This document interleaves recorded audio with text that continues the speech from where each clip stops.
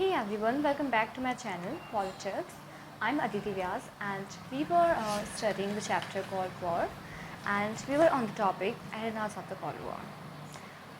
So before studying this, I will now move on to the topic, the Cuban Missile Crisis, as I had left this topic for the later part. In April 1961, the leaders of the USSR were worried that the USA would invade communist-ruled Cuba and overthrow Fidel Castro, the president of the small island nation off the coast of the USA. So here we can see Cuba is somewhere here, and it is just down to USA, right? So जो USSR का leader था उस वक्त Nikita Khrushchev, I guess. Yep, Nikita Khrushchev. He was worried that the USA leader, I think John F. Kennedy, here might be his name. Yep, here it is. So Nikita Khrushchev, USSR के leader,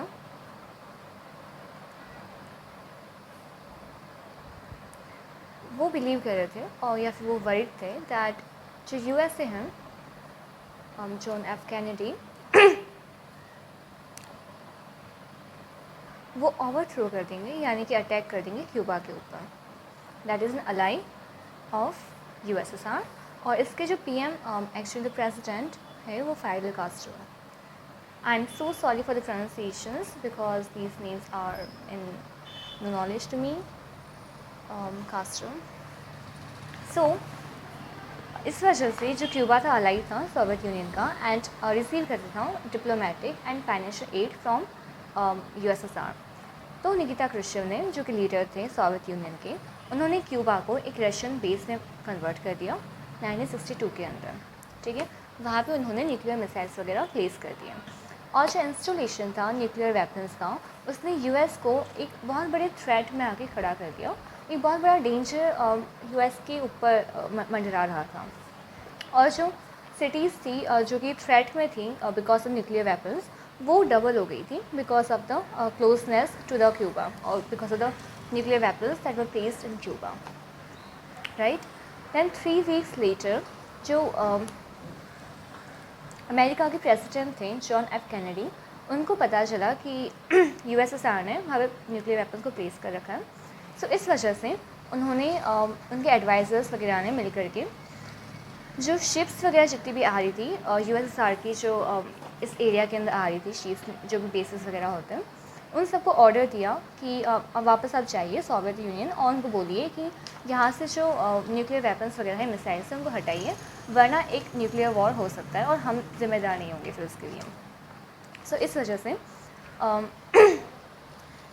a clash seemed imminent in what came to be known as the Cuban Missile Crisis. इस वक्त ऐसा हो गया था कि अब तो वॉर हो ही सकता है किसी भी second.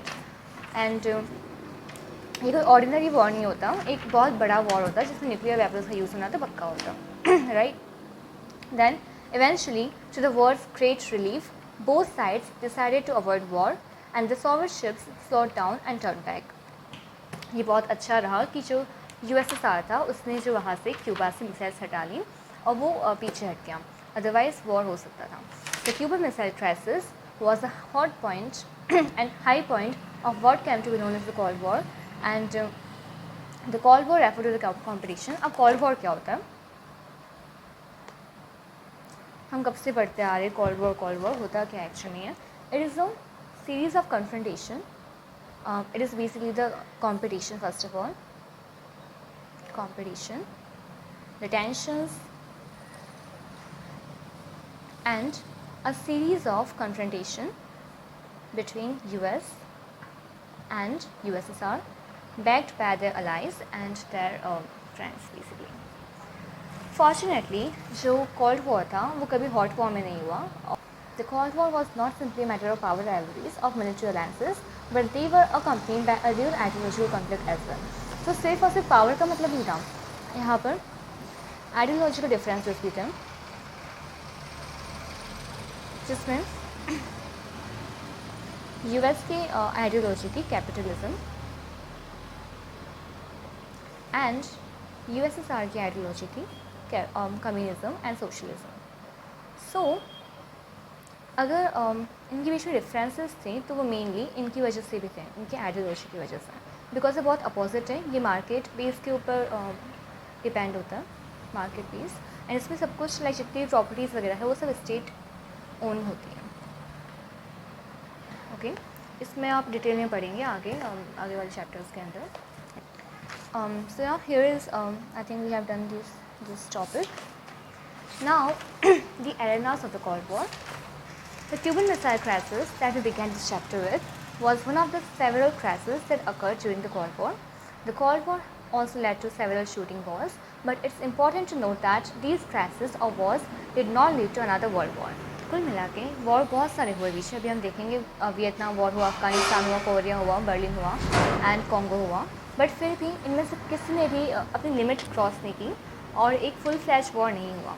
The two superpowers were poised for direct confrontation in Korea, Berlin and Congo and in several other places.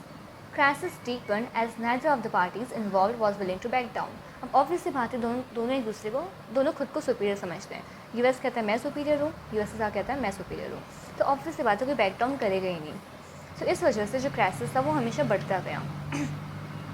When we talk about the arenas of the Cold War, we refer the areas where crisis and war occurred or threatened to occur between the alliance system but did not cross certain limits. वो अपनी limits के अंदर रहा, यानी कि war हुआ लेकिन एक लिमिट तक रहा जो कि वर्ल्ड वॉर 3 में कन्वर्ट नहीं हुआ, right? A great many lives were lost in some of these arenas like Korea, Vietnam and Afghanistan, but the world was spared a nuclear war and global hostilities.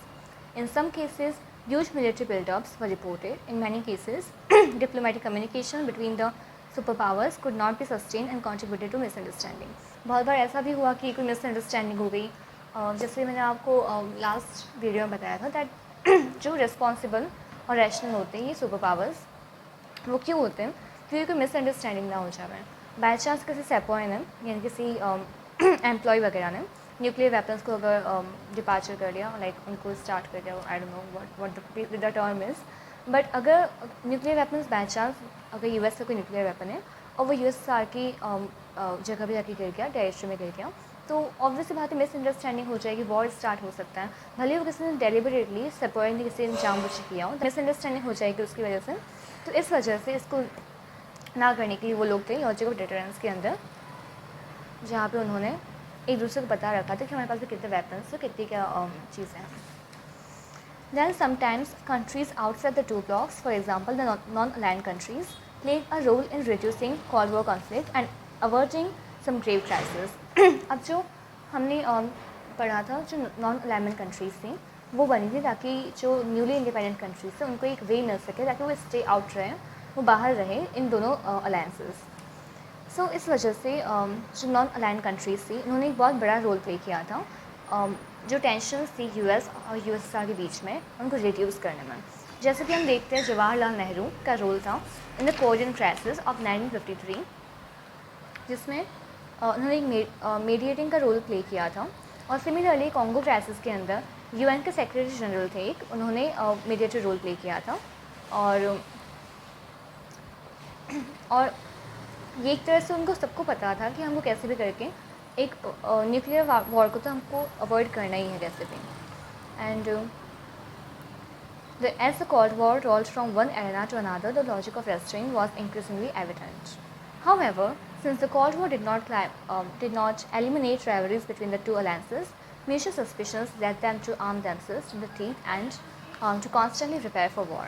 अब misunderstanding होती है, एक suspicion होता है कि क्या पता हमसे झूठ तो नहीं बोल रहा अगला वाला, भले हमने बता दिया यहाँ पे कितने वेपन्स वगैरह हैं, बट फिर भी क्या पता झूठ बोल रहा हूँ। सो फॉर दैट रीज़न जो दोनों पावर्स को खुद को लाइक अच्छे खासे आर्मामेंट्स वगैरह से डेवलप करके रखना पड़ता था। The two sides understood that war might occur in spite of the restraint, and either side might miscalculate the number of weapons in possession of other side. They might misunderstood the intentions of the other side, decide what if there was a nuclear accident, what would happen if someone fired off a nuclear weapon by mistake, or if a soldier mischievously shot off a weapon deliberately to start a war. What if an accident occupied with a nuclear weapon? How would the leaders of that country know if it was an accident and not an act of sabotage by the enemy, or that a missile had not landed from the other side? So हम कैसे पता लगाए कि जो nuclear weapon हमारे territory के ऊपर आया है वो एक तरह से लाइक डेलिबरेटली किसी ने सेपॉय वगैरह नहीं कर दिया होगा, बाकी उनका कोई ऐसा इरादा नहीं है वॉर स्टार्ट करने का। सो इसके लिए therefore the US and USSR decided to collaborate in limiting or eliminating certain kinds of nuclear and non-nuclear weapons. So इस वजह से US ने और USSR ने बहुत सारी ट्रीटी साइन की ताकि जो न्यूक्लियर वेपन्स हैं उनको लिमिट में, एक लिमिट के अंदर कम कर सकें। A stable balance of weapons they decided could be maintained through arms control. Starting in the 1960s, the two sides signed 3 significant agreements within a decade. अब nuclear test ban treaty limited test ban treaty, nuclear non-proliferation treaty, nuclear non-proliferation treaty and anti-ballistic missile treaty। ये 3 ट्रीटियों को sign किया था इन लोगों ने in just 1 decade, and therefore the superpowers had several rounds of arm limitation talks and signed several more treaties to limit their arms। इनके बारे में हम इस वाले टॉपिक में पढ़ेंगे, लास्ट में जो दे रखा है इसमें important one like kind of you can say इसमें लिमिटेड टेस्ट ट्रीटी इंपॉर्टेंट है and nuclear non proliferation treaty important है, ये हम लास्ट में पढ़ेंगे, ठीक है। So this is it for today's video and we will cover the chapter challenge of bipolarity in the next video.